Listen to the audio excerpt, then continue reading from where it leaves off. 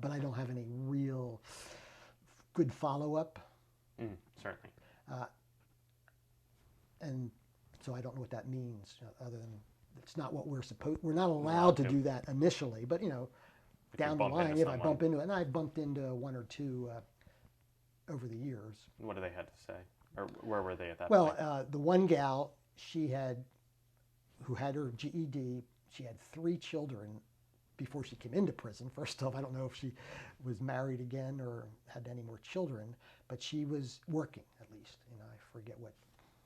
And I think she was going off to another area. She was moving away from the Lancaster area at that time, which she knew wasn't a good setting for her because her family wasn't a good influence at that point. So if you had to summarize what you were teaching, it was much more than just subject areas. Right. I would say it was life values, and hopefully to realize there's a better life, and to know there's a lot of possibilities if they can find support for one thing, but just to be aware that you can't do it on your own.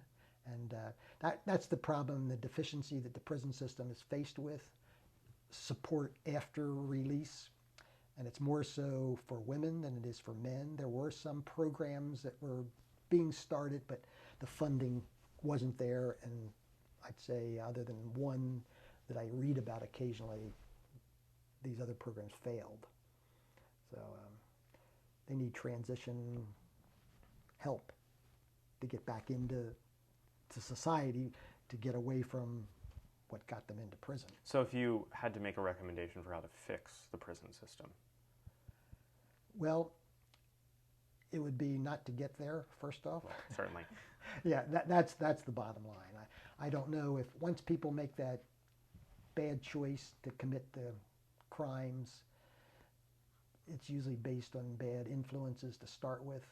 And if they don't get away from those influences once they're released, the cycle continues. And that's what I had to get used to, the fact that if they would leave, they ended up coming back. Did you blame yourself partially when they came back, or No, were you no. driven to do more, or?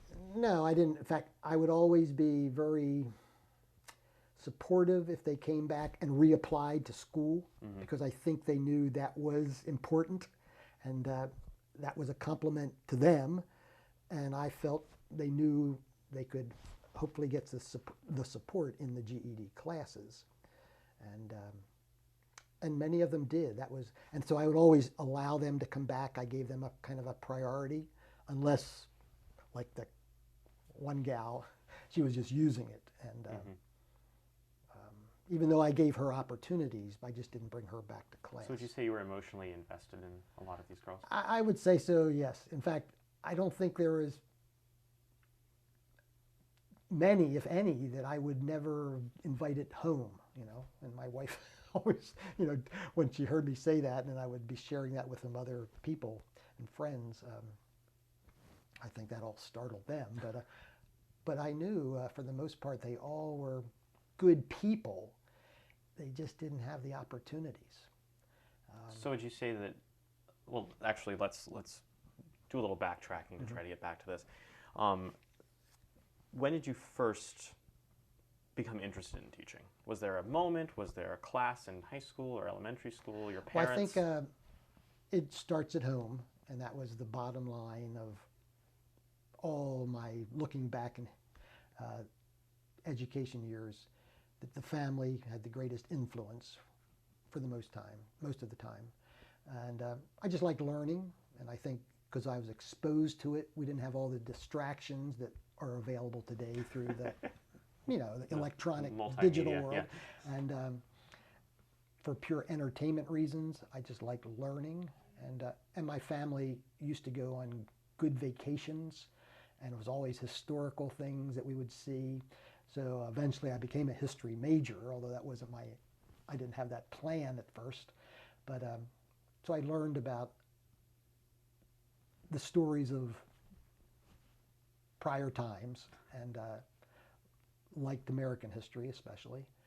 And that always seemed to be an influence. Looking back, I can only look back and see what made all this happen. And it was good exposure, good experiences, good examples, good teachers.